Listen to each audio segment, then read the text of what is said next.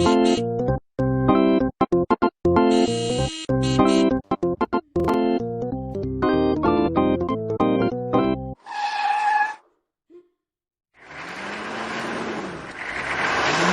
a horrible situation to be stuck in. The man is trying every possible trick to bring his car back on the road.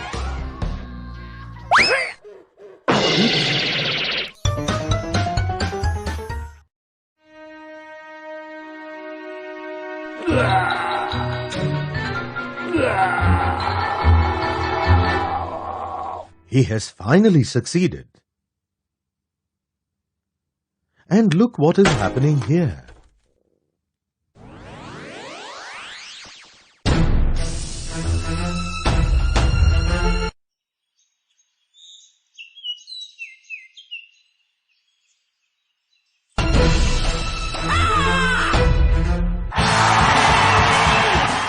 This woman is trying to stop the piano from sliding away. Look at both these incidents again. Do you notice anything common between the actions of these two?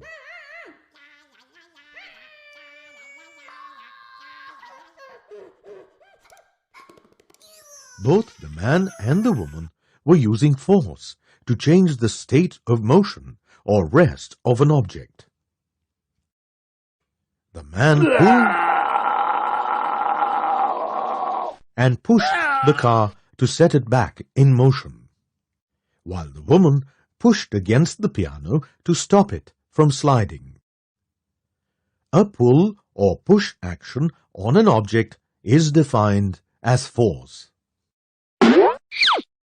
Setting a swing in motion, playing a football match, pulling a heavy load, and the working of machines are all a result of the application of force.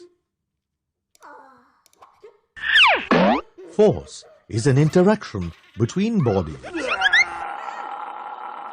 or between a body and its environment, causing a pull or push effect or a change in motion.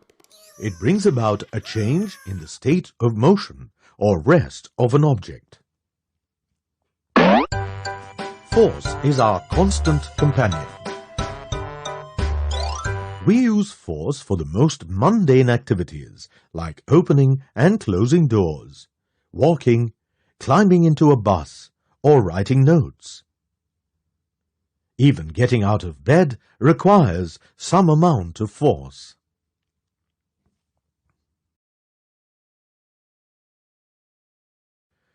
The result of the force applied on an object depends on the magnitude of the force as well as its direction. Force is hence a vector quantity. Have you ever noticed that it is often much easier to cycle during sunny days than during windy days? Can you say why? In both situations, there are two forces acting on the bicycle. One is the force applied by the bicyclist on the pedal in order to move the bicycle forward. The other is the force of wind acting in the opposite direction of motion. When there is more than one force acting on a body, the resultant or net force is considered. As force is a vector, the resultant or net force also has both magnitude and direction.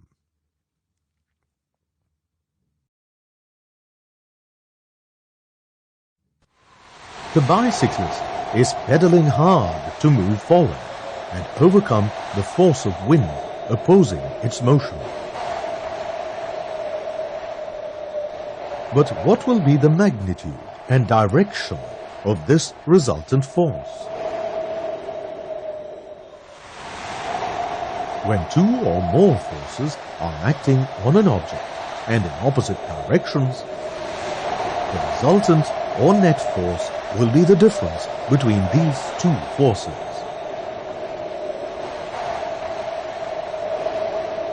and the direction of the resultant force will be the same as the greater of the two forces. When riding a bike on a sunny day, the force of the wind is much less than that exerted by you.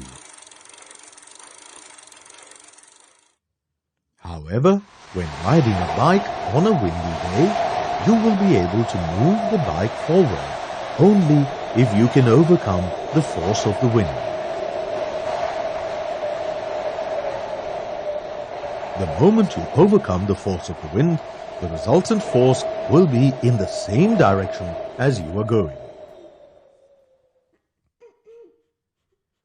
If the two forces acting in opposite directions are equal in magnitude, then the resultant or net force is zero, and the object will remain stationary or in equilibrium. When two or more forces are acting on an object in the same direction, the net force is a sum of all the forces. When an object is stationary, are there any forces acting on it? Well, there is the force of gravity, which pulls the object to the center of the earth. Besides gravity, there are other forces, but the forces balance out, and the resultant force is zero. That is how the object remains stationary.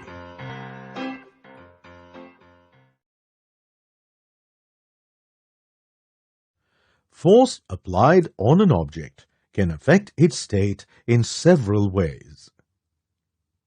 Let's take a look at some of the effects of force. Force can change the state of motion of an object. It can induce motion in a stationary object. It can change the speed and direction of a moving object. It can bring an object to rest. Force applied on some objects can alter their shape and size.